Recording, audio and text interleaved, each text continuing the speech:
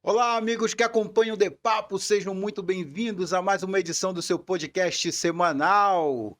The Papo tá no ar, querido. E, rapaz, esse ano começou muito louco, hein? Terminou muito louco e tá começando muito louco. O que que tá acontecendo no mundo, meu amigo? É os Estados Unidos invadindo pra cá, sequestrando o presidente pra lá.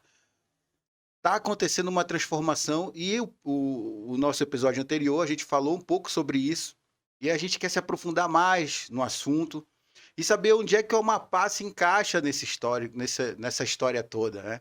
E toda essa transformação. O que está acontecendo, na verdade, é uma transformação, né? No mundo que a gente conhece, que a gente conheceu há muito tempo, e está se transformando e as peças estão se movendo no tabuleiro.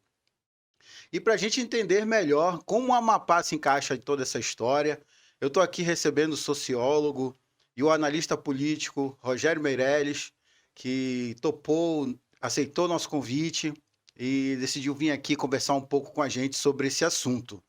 E se você chegou até aqui, meu amigo, lembre-se de se inscrever no nosso canal, dar um joinha e comentar aqui embaixo o que você acha desse assunto, se é relevante, se não é, qual é a tua opinião sobre esse assunto. Fica com a gente até aqui o final. Acione os sininhos das notificações também para você ficar recebendo nossos conteúdos aí diariamente, semanalmente. E dá uma passada no Spotify, que tem episódio novo lá, viu? Tem episódio novo no Spotify. Porque é bom que você só fica ouvindo, né? É diferente aqui do YouTube, que tu precisa assistir. A gente tá no carro, tá numa viagem, tá ouvindo o The Papo com o André Silva. Então vamos pro papo? Vamos lá? Rogério, muito obrigado por você ter Opa, aceitado o nosso bom dia, convite. André. É isso, sempre às ordens. Queria que você falasse um pouco pra gente quem é o Rogério, o que ele faz. Rogério é um sociólogo formado pela Federal do Amapá, né? É um amapaense de coração, vivo aqui há mais de 30 anos, né? E durante todo esse tempo pude acompanhar não só a história do Amapá, mas viver a história do Amapá também e participar de vários dos eventos políticos que fizeram parte dessa história. Né, e como sociólogo e analista político, né, o nosso trabalho, a nossa função é sempre estar de olho na sociedade, estar entendendo como essas dinâmicas, né, e agora essas dinâmicas mundiais afetam o nosso estado. Boa. Rogério, ele foi bem, esse foi simples aqui na apresentação dele, mas todo pessoal de política conhece o Rogério aqui, hein? Trabalha com pesquisa também, né, Rogério? Ele Isso, pesquisa e fazemos. tal, e faz um trabalho fantástico. Rogério, tá acontecendo uma loucura no mundo, cara. O que que é isso que tá acontecendo? Pode dar uma. Tá havendo mudança de poder, tá havendo uma mudança mundial, né? Uma transformação até econômica, né? Ou não? Tô Ah, enganado. sem dúvida. Transformações econômicas acontecem o tempo todo, né? A diferença é como é que elas vão acontecer e quem decide, né? Quem decide como é que elas devem ser feitas. E é isso que a gente está vendo. O que a gente está vendo é uma desorganização para a organização. Hum, Certo? Aquela ordem mundial como nós conhecemos no século anterior, que acabou há pouco tempo, ela não funciona mais, da mesma forma que não funciona mais também os próprios modelos explicativos dessas mudanças, hum. certo? Aquela estrutura de poder, de fronteiras, de guerras, como nós aprendemos sobre a questão de ocupação de territórios, elas não acontecem mais necessariamente no plano físico. Ela acontece no plano digital, ela acontece no plano dos algoritmos, por exemplo, né? Países podem ser invadidos sem que nenhum soldado precise ultrapassar uma fronteira. E mesmo assim, aquele país ele pode ser desestabilizado. São vários os casos que nós temos, inclusive no Brasil, de eleições que foram influenciadas por algoritmos, por exemplo. E essa nova realidade, ela traz outras, circunstâncias para essa nova ordem mundial, assim como você está falando, certo? Essas circunstâncias, elas se traduzem em determinadas formas de domínio que não são mais baseadas, né, em domínios que são tradicionalmente clássicos, né, de ocupação de território e extração das riquezas naturais daquele território, como aconteceu, né, no colonialismo e no próprio neocolonialismo. Certo? A gente não precisa mais tomar um país para decidir sobre ele. Essa é a nova realidade que nós nos encontramos. Pois é, rapaz. E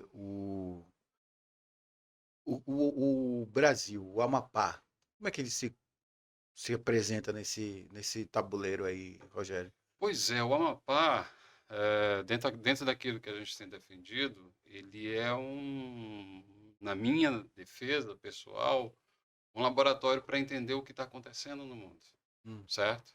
Eu parto da premissa, não só geográfica, porque não é a geografia que decide isso, mas são um conjunto de fatores que tornam um determinado território estratégico ou não. E no caso do Amapá, ele tem um conjunto de indicadores que o tornam extremamente estratégico para todas as discussões que esse novo mundo está fazendo. No uhum, Amapá, nós discutimos diariamente, nós não só discutimos, mas nós vivemos isso diariamente, né, o debate sobre a exploração do petróleo e a conservação ambiental, por exemplo. Nós discutimos diariamente questões relacionadas à nossa soberania, à fronteira, né, as relações com os nossos países vizinhos, a Venezuela, que acabou de bem aqui, ser né? invadida aqui do lado e às vezes a gente finge que não tem nada a ver com a gente, certo? Então, o Amapá, eu vejo o Amapá, na verdade, no centro desses novos territórios que anteriormente eram entendidos como periféricos, mas na verdade são centros estratégicos de tecnologia, de poder, de energia De e de energia. conservação ambiental, fundamentalmente, para não falar diplomática. Sim. Dentro desse plano, dessa questão energética, o Amapá tem, pô, 4 hidrelétricas que, que, Exato. que dá para alimentar muitos estados aqui, com certeza ajuda muitos estados. E essa questão do petróleo, né? Que é o que o Trump quer. A gente corre risco, cara, porque é bem perto aqui. A gente corre Pois risco de é, todo alguma. mundo pensa sobre isso, né? Será que o Trump vai invadir o Amapá? Aham. Né? Você tem medo disso? Porra, se o cara pegou a Venezuela, se ele ficar, tipo, porra, o Maduro tentou a Guiana, do lado Certo, lá, não conseguiu. Não, eu certo. vou lá e pego a Guiana. Claro que ele vai estar puxando. a- e bem aqui o Brasil, pô, é muito perto. Se ele decidir, acabou o petróleo aqui também, agora a gente vai lá para Foz do Amazonas. E aí? E aí, o que que a gente vai fazer? A gente está preparado para isso? Não, não estamos Não preparados estamos para isso. preparados para isso, mas mais do que isso, o Trump não precisa invadir o Amapá, certo? Uhum, Essa lógica é exatamente isso que eu estou falando. uhum. Essa lógica de ocupação de território, de dizer que uma frota armada possa vir invadir e tomar o Amapá para os Estados Unidos, eu não vejo possibilidade nesse caso, até porque essa nova ordem mundial, ela não exige isso. Uhum, É isso que eu estou querendo dizer. uhum. Existem outras formas da gente ocupar um território, certo? E existem formas de ocupação desse território que já são, como é que eu posso dizer, experimentadas pelo Estado desde a sua Constituição e que determina qual é o tipo de posição que nós precisamos ter. Então, assim, situações como a da Venezuela, por exemplo, ela é inclusive muito bem, ela fundamenta muito bem esse argumento, porque quando os Estados Unidos invadiu a Venezuela, ela não tomou o país, ela só tirou o Maduro. Foi. O chavismo continua governando, agora com acordo comercial com os Estados Unidos. Uhum. Ele não precisou tomar a Venezuela, ele só precisou tirar o Maduro e estabelecer relações comerciais com o governo com o mesmo governo de herança do chavismo que lá se encontra. Essa crise ela já era prevista lá na Venezuela, né? E Meirelles, eu queria que A tu falasse. Venezuela já traz já é uma crise antiga, Já é uma. né? Queria que tu falasse um pouco sobre isso aí, né? Então, a Venezuela já é uma crise antiga e assim, é importante falar da Venezuela nesse momento, porque isso nos permite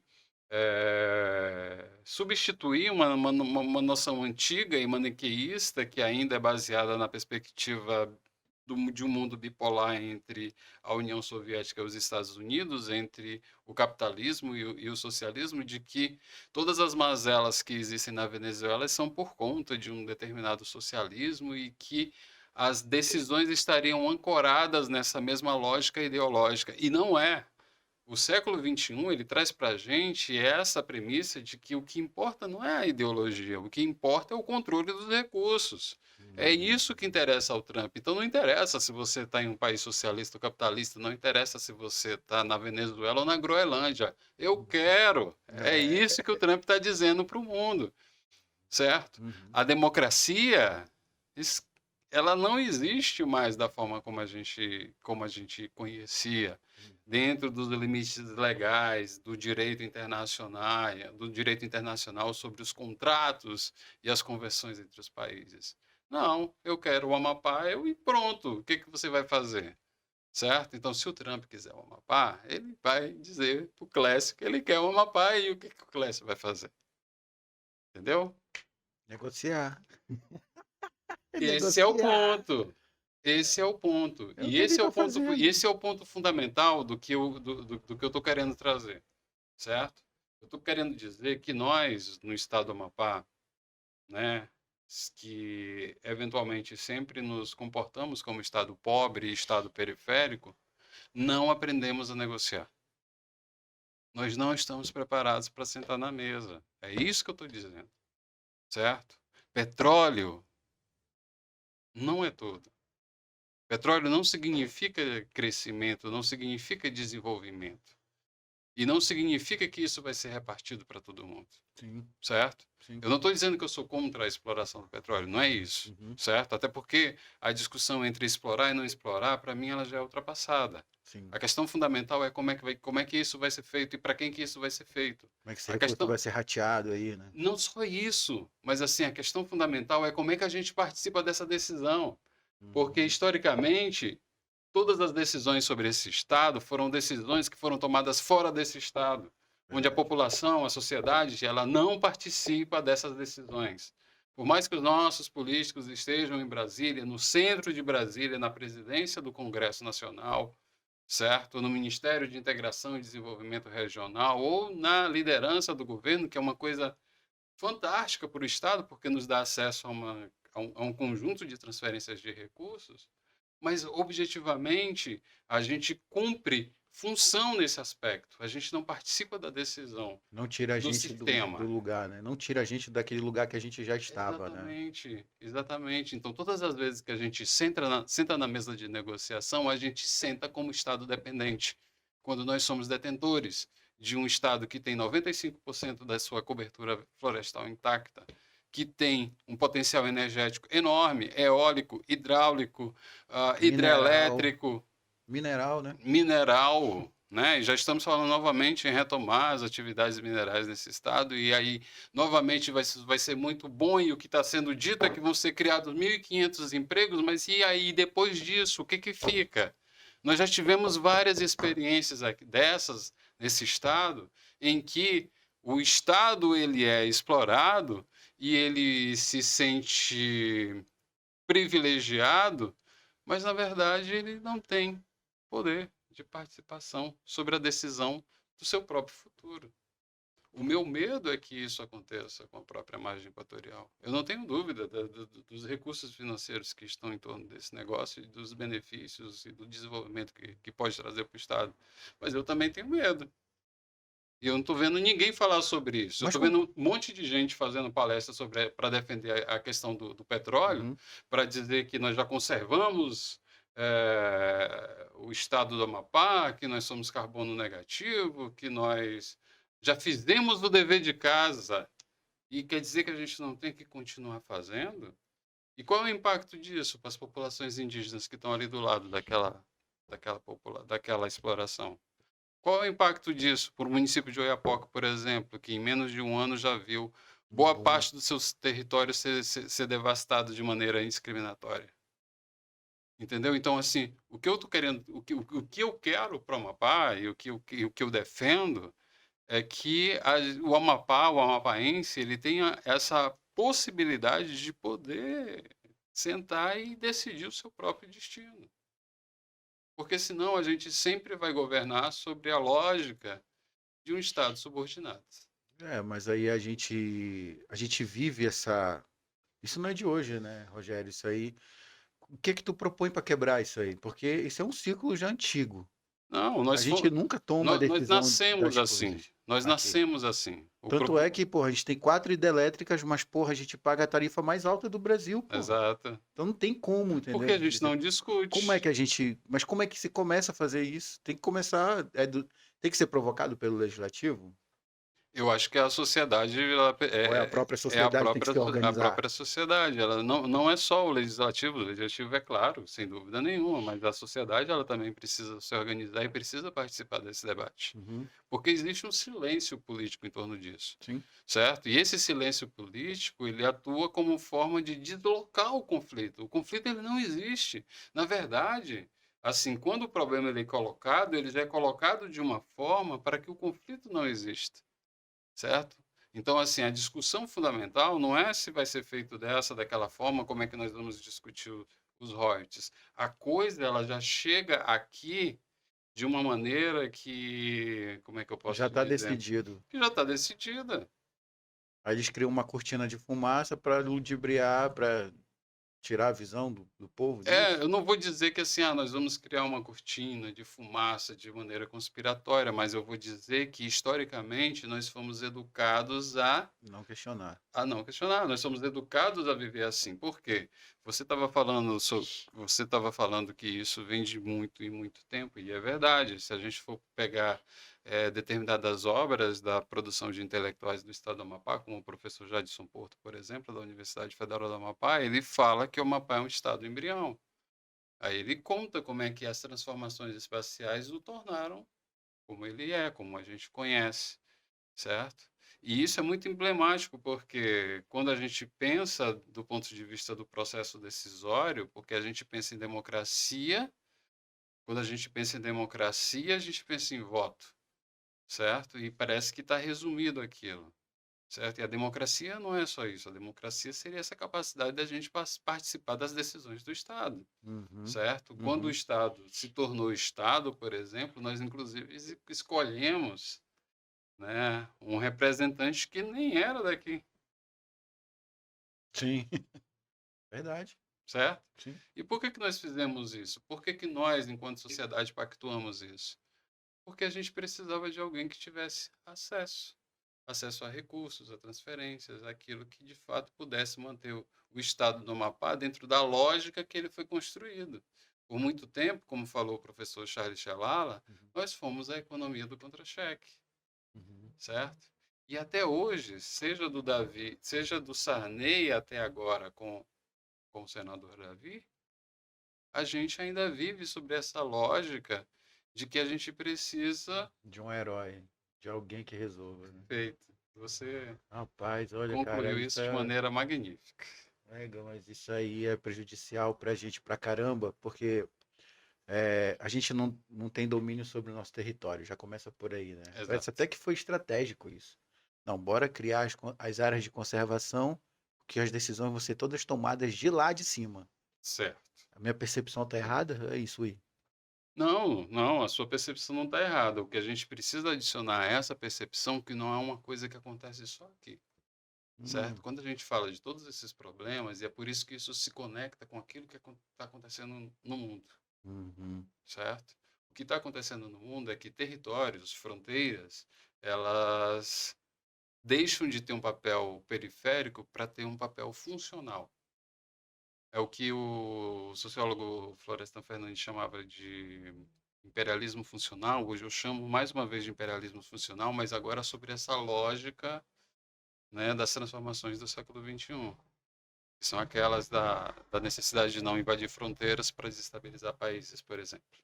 Né? Então, assim, o que que eu estou querendo dizer? Eu estou querendo dizer que existem novas fronteiras mundiais, territórios que anteriormente não interessavam e que agora são estratégicos, porque são estratégicos do ponto de vista da energia, da economia, certo? Sim. A Groenlândia, até a semana passada, era um bloco de gelo que não Que interessava ninguém. a ninguém, a maioria das pessoas não sabia nem que tinha gente morando na É Groenlândia, verdade. o senso comum, Uhum. certo? As Ilhas Maurício, onde ficam as Ilhas Maurício? Verdade. Por que que o Trump está falando disso agora e por que que ele está se metendo nisso, certo? A Venezuela, o estado do Amapá, a margem equatorial, certo? Como é que tudo isso se conecta? Como é que tudo isso está relacionado? Como é que esses blocos de poder, né, eles estão agora, no momento, disputando todos esses territórios, porque são esses os territórios que vão determinar as rotas comerciais, são esses os territórios que vão determinar o avanço tecnológico.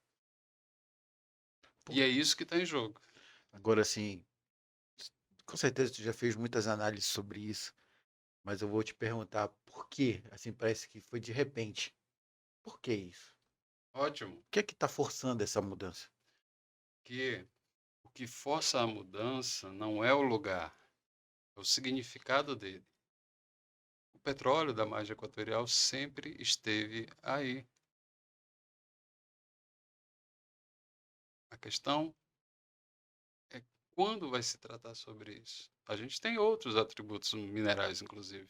A gente tem uma reserva de ouro e cobre aqui no sul do estado do Amapá e numa parcela do Pará, que é a Renca, Uhum.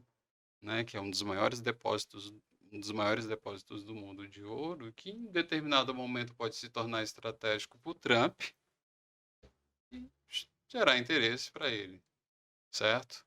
A gente está aqui com a margem equatorial num determinado momento em que existem limitação, seja política ou natural, né, de combustível fóssil, e aí isso se torna necessariamente, mais uma vez, presente, né, no debate que se pretende construir.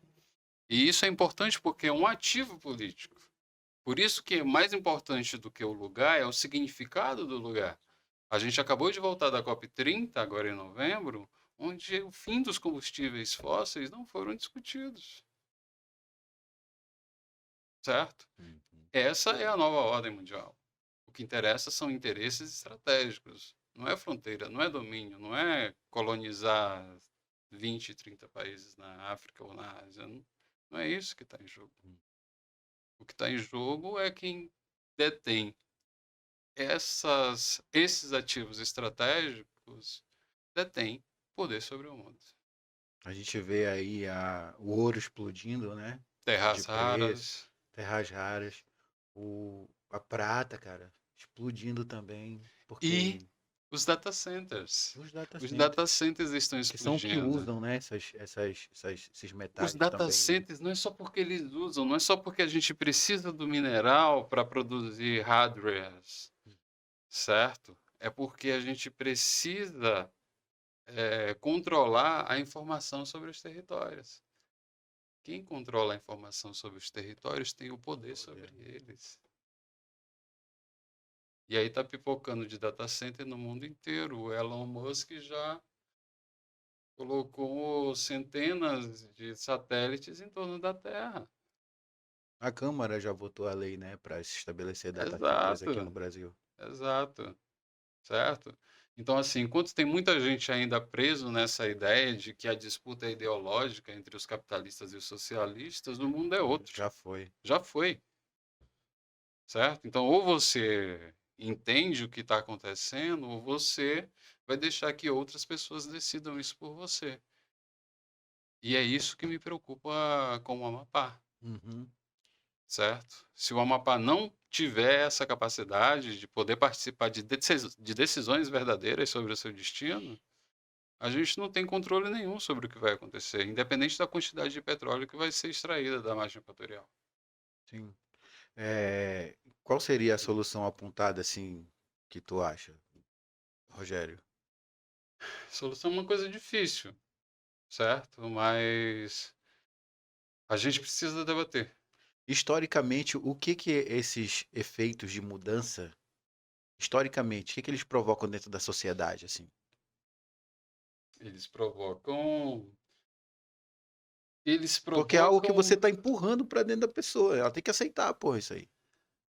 Mas assim, a nossa sociedade hoje, tem alguns colegas das ciências sociais, assim, autores clássicos, inclusive, que falam sobre termos como necropolítica, por exemplo, Hum. que diz que a capacidade desses novos governos é sobre a própria decisão entre quem vive e entre quem morre. Então, assim, não importa mais se você É É, contra ou é a favor? é contra ou a favor. Se você é descartável, você é descartado, certo? Não importa quantas pessoas morreram na faixa de Gaza, certo? Importa o controle estratégico daquele território. E foi por isso que aquilo aconteceu. Não foi só uma disputa religiosa, É certo? porque as pessoas ficam olhando assim, Rogério, como é que pode? Matou tanta gente. Exato. Pô, mas é o povo que pensa assim, porque os poderosos não pensam assim. Não, não interessa. Não interessa a quantidade. Não interessa a quantidade. Então você pode invadir a faixa de Gaza ou a Ucrânia, certo? E não interessa quantas pessoas vão ser mortas por causa disso. Interessa os interesses estratégicos de cada uma dessas potências. O Amapá, ele sempre teve já se estão se falando, em alguns anos atrás já se falavam, né, que para a questão de frete para a Europa, o Amapá ele é estratégico, né? Questão de É, frete, tá mais perto do que o Porto de Santos, por sim, exemplo, logística. a A logística. logística, sem dúvida, é o que sempre se fala. Sim, Todos os mapas que a gente vê sobre o desenvolvimento do Amapá é um monte de setas saindo daqui, é. cruzando o Panamá, indo para a Europa, Miami. E na prática isso não significa nada. Por quê? Porque a gente não participa da decisão sobre isso. É simplesmente por isso. É, o que significa estar na foz do maior rio do mundo e ainda assim ser tratado como um ponto fora do tempo? É quando a gente diz que a gente está num mapa, mas não está na história. O mapa é relevante por quê? É relevante por causa dos nossos recursos naturais, da nossa posição estratégica, a proximidade com o mercado, com os vários mercados mundiais, na verdade, certo? Mas e a população do Amapá importa? Tampouco. A gente está no mapa, mas e que mapa? Né? Uhum. Sempre que você vai para o sul, e nós que somos amapaenses sabemos disso, tem sempre alguém que diz assim, ah, fica ali depois de Manaus, né? Eu digo, por ali. Mas aí, como é lá e tal? Vocês ainda andam, Ainda tem né? muito E jacaré ainda tem pelo muito rio. jacaré, vocês ainda andam com onças pintadas.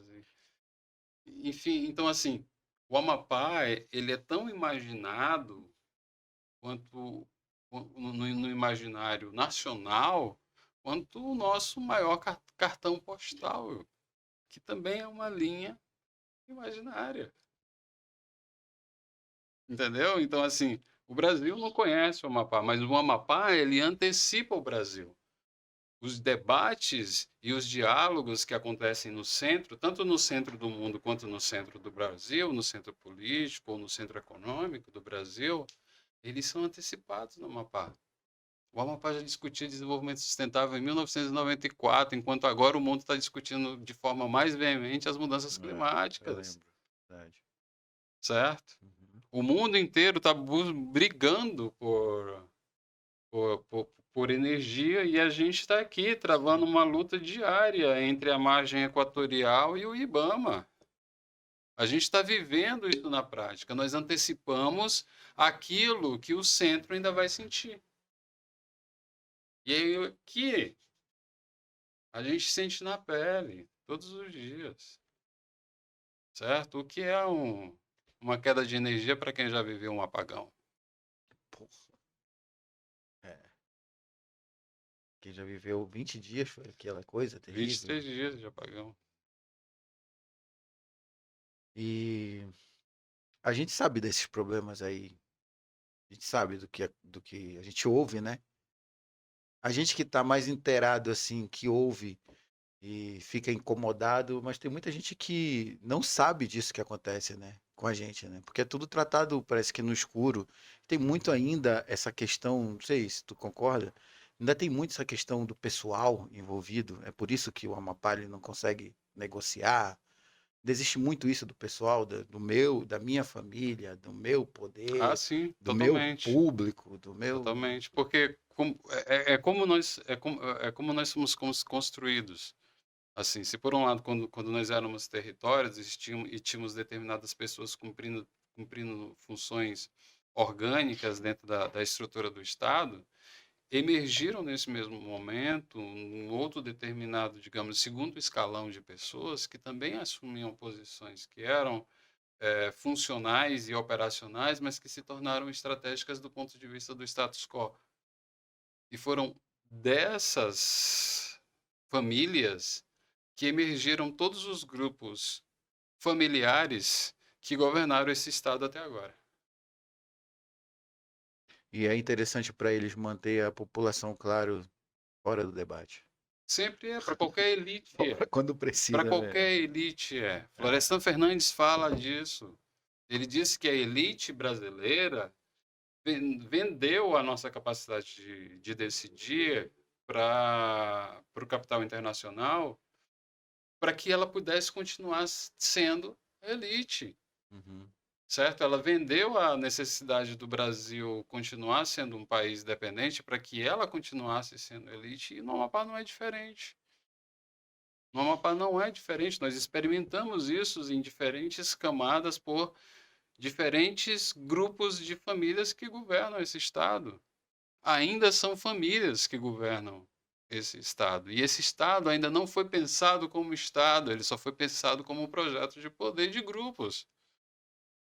Enquanto o estado não for pensado como estado, não tivermos um projeto de estado de verdade, a gente vai continuar sendo periférico, pobre e dependente. Mesmo que hajam debates, mas se não houver uma mudança. Qual é o debate que a gente vai fazer? Tem muita gente debatendo a margem equatorial. Mas quem é que está falando do que é necessário realmente?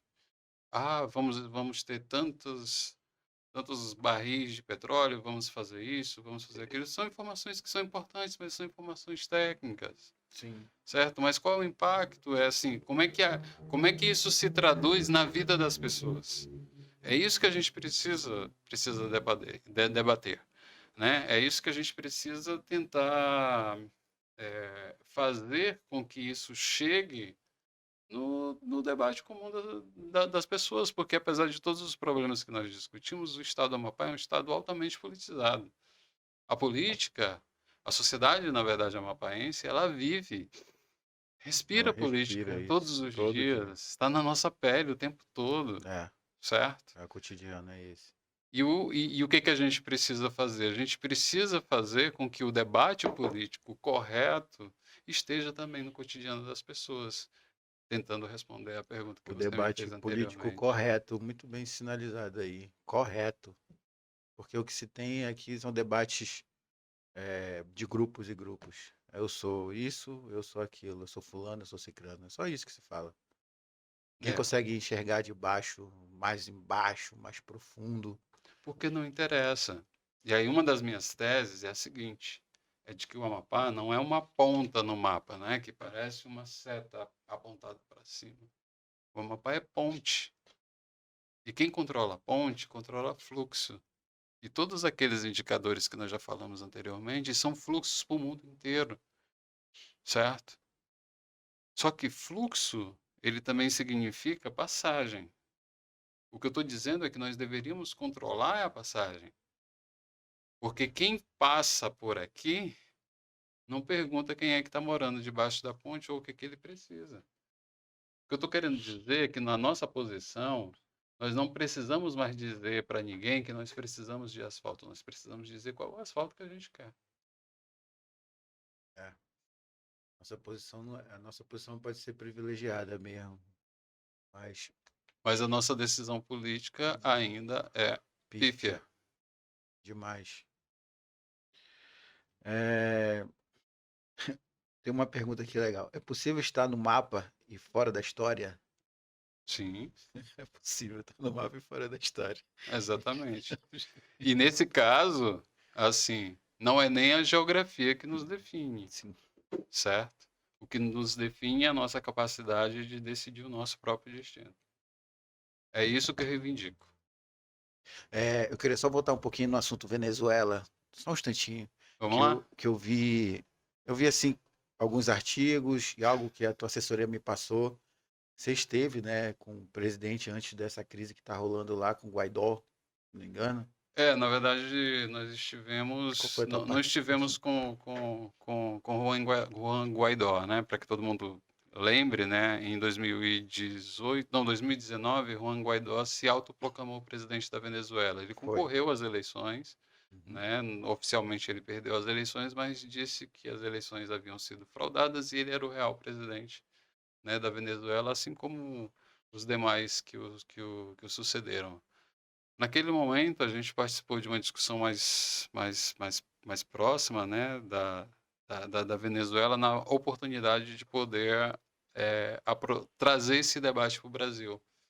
E aí nós conseguimos, junto do então presidente do Congresso, era a primeira vez que ele era presidente do Davi. Congresso, o senador Davi Alcolumbre, Uhum. né, fazer uma reunião entre essas duas partes, entre o Senado brasileiro, representado pelo senador Davi e outros senadores presentes, e o presidente proclamado Juan Guaidó. E o que tu consegue falar um pouco o que foi debatido ali naquele Então, na conversado? verdade, ali se debatia o que Guaidó buscava, não só no Brasil, mas no mundo inteiro, era o apoio internacional para que fosse feita recontagem de votos ou algum tipo de intervenção que o levasse ao poder. Uhum.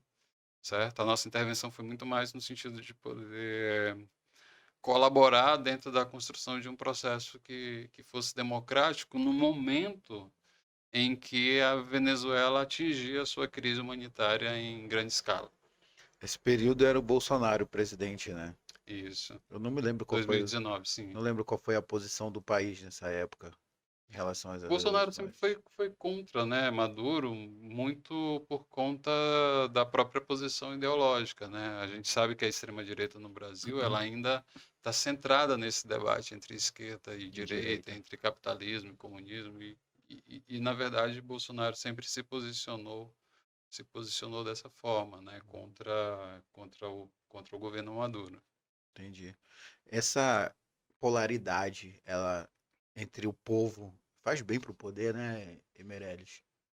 Deixar o povo dividido assim, ah, eu sou esquerda, eu sou direita, essa Sim, faz bem para o polaridade poder, faz não bem pro faz bem para poder, as né? pessoas. Não. Porque tem gente que lucra com isso aí, né? São faces da mesma moeda.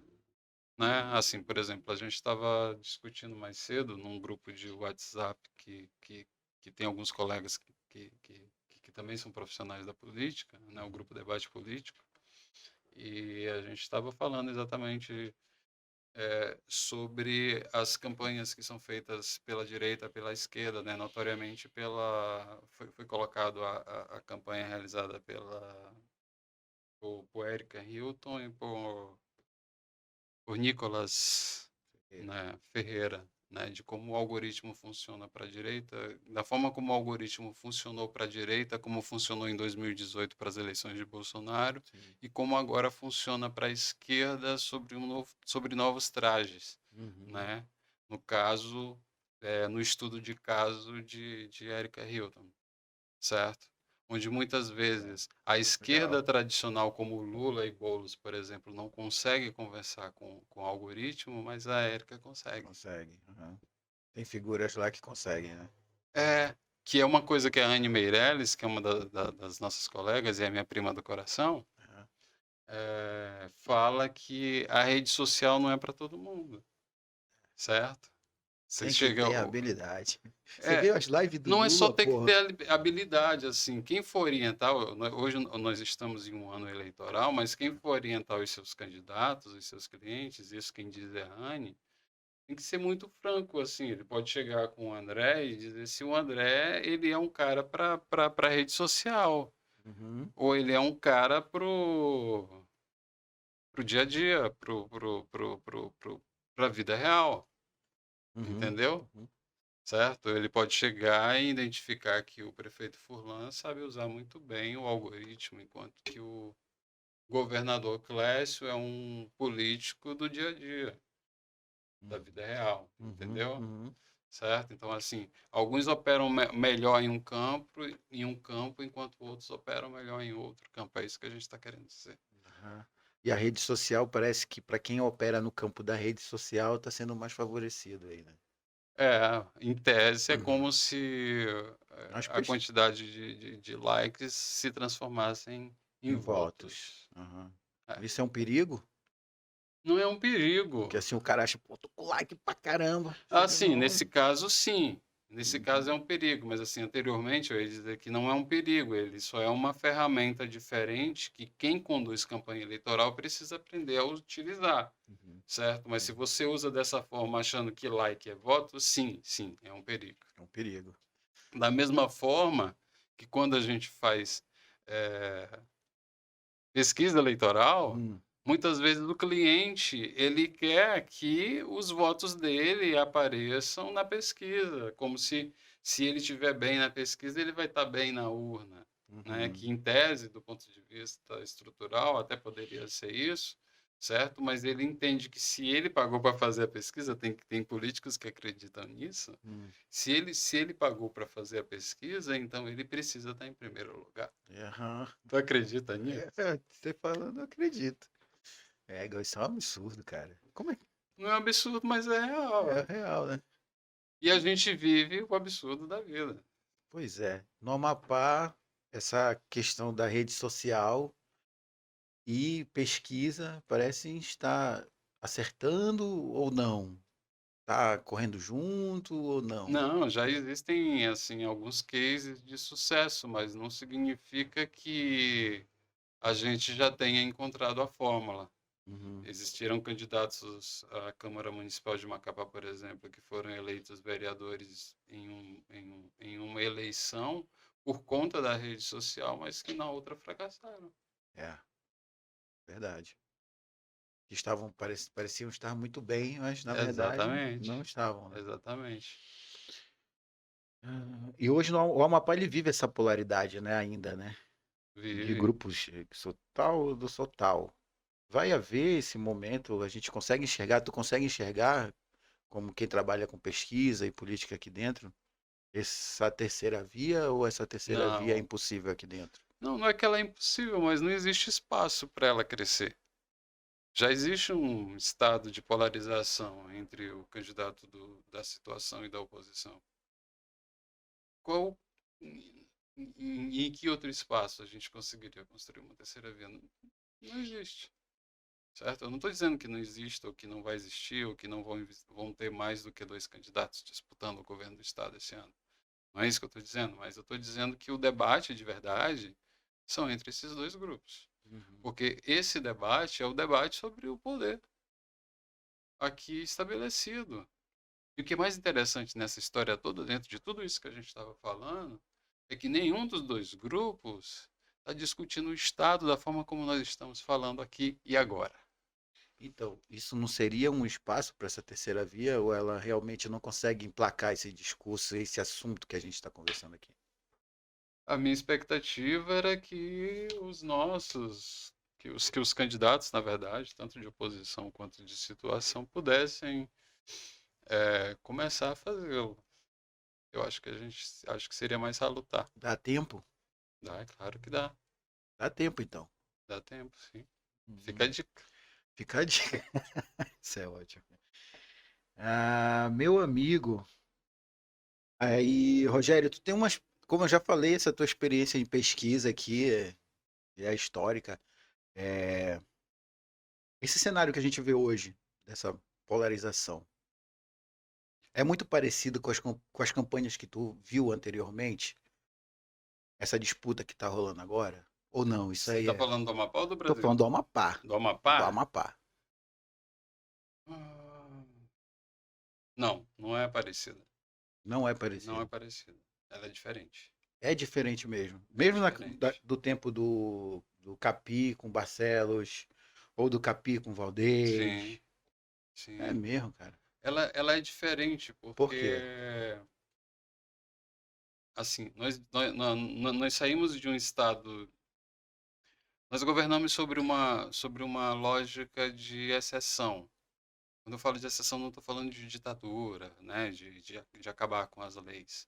Mas eu estou falando de contornar as leis para tornar a democracia viável, né? Hoje você pode, por exemplo, mudar o licenciamento ambiental para acelerar a exploração da margem equatorial, por exemplo. Então a gente governa sobre regime de exceção nessa perspectiva, Uhum. certo? E isso tudo foi moldado sobre uma lógica de construção da política que determina que o tipo ou a tipologia do eleitor amapaense hoje ela esteja baseada nessa circunstância de entender como é que os interesses dele vão ser cumpridos.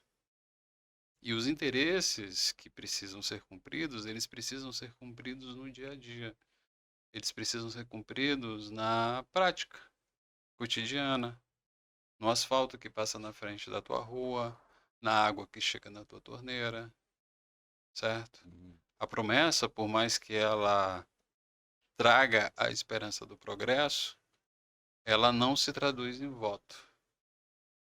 E por isso é muito diferente daquilo que nós vimos anteriormente. Nós fomos governados por 24 anos por dois grupos políticos, né? Uhum. Foram 24 anos, né? 16 anos do governador Valdez, mais 8 anos Capi do governador, não, 20, e mais 4 anos do governador Camilo, e Camilo. certo?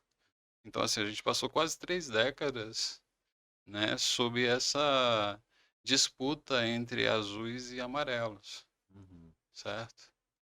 Quando o Capi vai para a aposentadoria e Valdez é promovido a ministro dentro de uma nova lógica de poder que substituiu Sarney por Davi, determinados grupos políticos anteriormente que eram periféricos a esses mesmos grupos tradicionais, eles assumem a liderança de determinados processos. A gente viu o crescimento de Randolph, como Randolph se tornou a segunda opção mais viável das eleições ao Senado em 2010, por exemplo. E está aí, né, agora já concorrendo ao seu terceiro mandato. A gente viu Clécio Luiz, né, de vereador a prefeito a governador. Também passa por todo um processo de clivagem, né, que sejam pelos atributos ou pelos carismas pessoais da própria pessoa de Clécio, mas ainda sobre a própria capacidade de inovar na gestão que o levou até o governo, certo? Até o atual prefeito de Macapá, né, Dr. Furlan, que imprimiu uma nova forma de fazer política, né, e se estabeleceu como um outsider consolidado dentro desse mesmo campo, que nasceu, ou pelo menos cresceu, dentro desses mesmos grupos tradicionais, mas conseguiu no momento certo, que foi um momento de convulsão social, que foi o apagão que nós vivemos e que nós já falamos aqui, Uhum. virar Virou. a chave certa, Uhum. certo? Então, assim, ele não só conseguiu traduzir em campanha o sentimento das pessoas naquele momento, como a partir dali ele conseguiu imprimir um ritmo de campanha que até o momento ainda não havia sido observada, certo? Ele tem uma dinâmica que é muito própria dele e que determinou qual que seria a régua da política daqui para frente. Se você for observar as eleições, as últimas eleições municipais, por exemplo, foram uma série de candidatos tentando imitar o Furlan para conseguirem lograr êxito com isso, certo?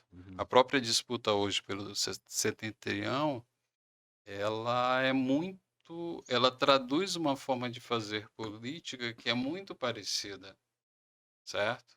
Ela exige que o governador saia do gabinete e vá para a rua, da mesma forma como o prefeito fez, Uhum. Parece que ele tá certo? tocando um ritmo, né? Exatamente, é isso que eu estou querendo dizer.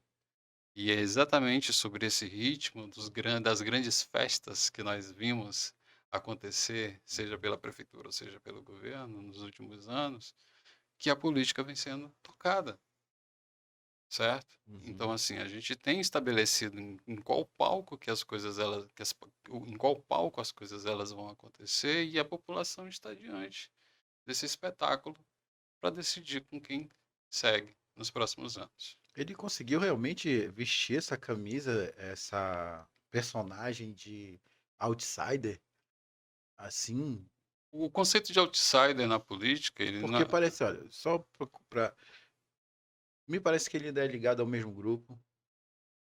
É um grupo que estava, tu falou, 24 anos no poder aí, fazendo.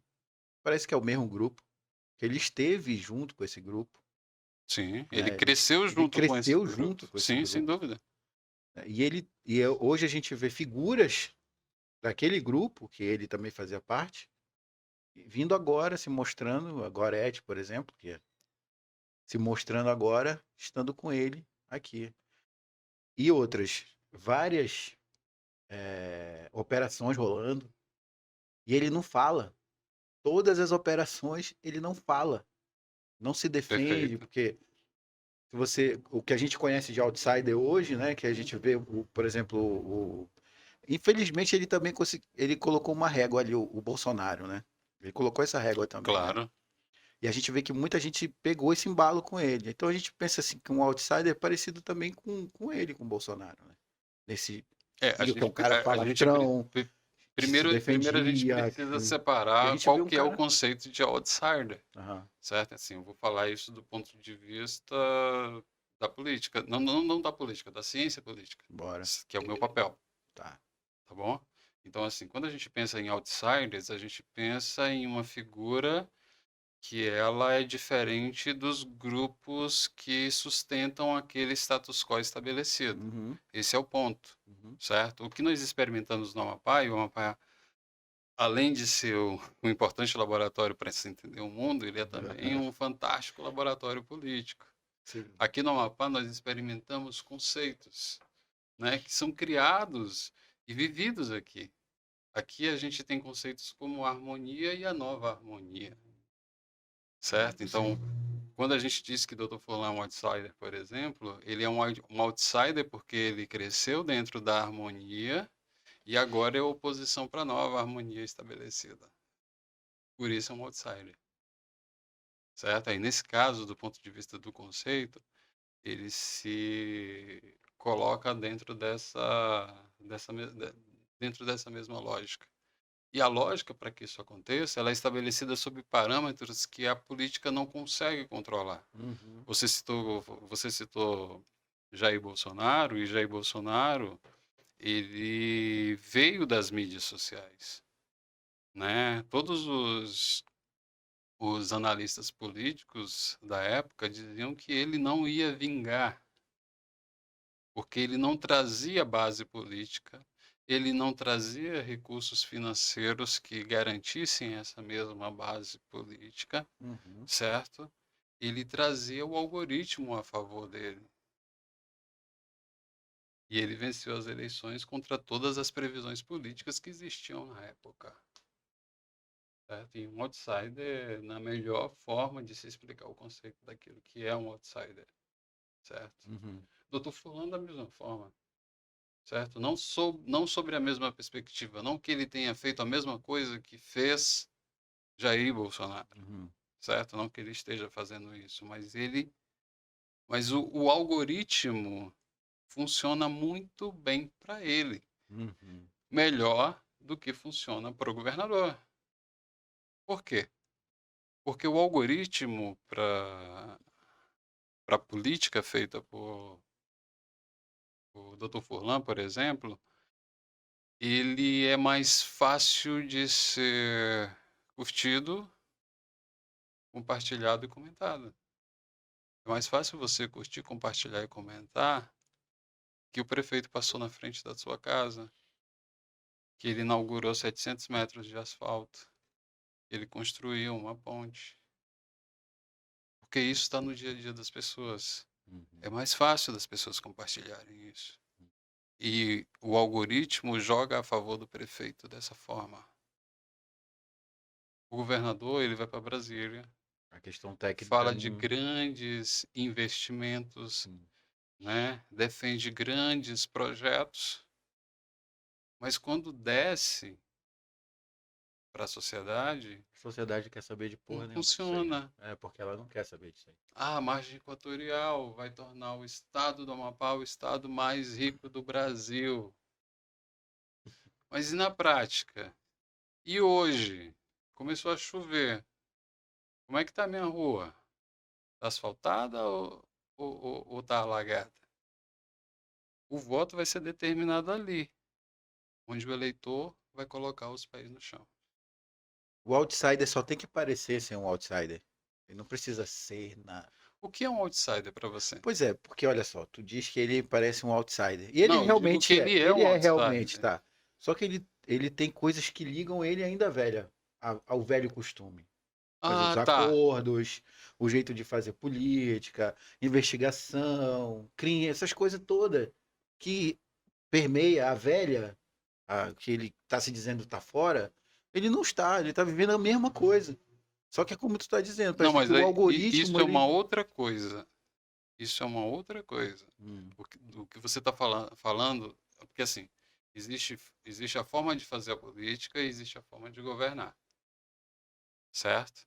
A gente está falando da forma de fazer política, certo? certo. E na forma de fazer política, ele tem essas características que o tornam um outsider da política, certo? Se a gente fosse fazer um checklist, era isso. Não estou aqui se acusando se é isso, se existe aquilo ou aquilo outro, ou por que que ele não fala a respeito disso. Falar, inclusive, Sim. é uma decisão política. Se for melhor que eu não fale, é melhor não falar. A gente está falando de política, a gente não está falando de, de um conto de fadas, Uhum. certo? A política, ela requer o voto, o convencimento, para que ela mantenha o seu poder. Então é nesse campo que a gente está conversando. Tá, boa.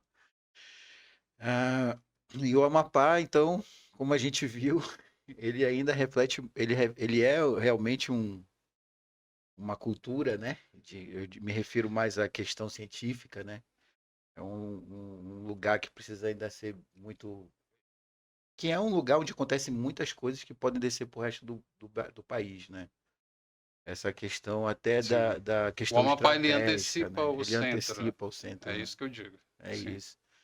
E, assim, para encerrar aqui, Meirelles, a, a tua visão, como é que a gente pode começar uma mudança? Como sociólogo, como é que a gente consegue começar uma mudança no que está acontecendo hoje aqui, essa polarização, uma possível terceira via? Como é que a gente consegue abrir um O, espaço pri- o, pri- para que essa mudança a aconteça? primeira coisa para que essa mudança aconteça é não esperar uma terceira via, porque nós não temos que esperar nenhum salvador.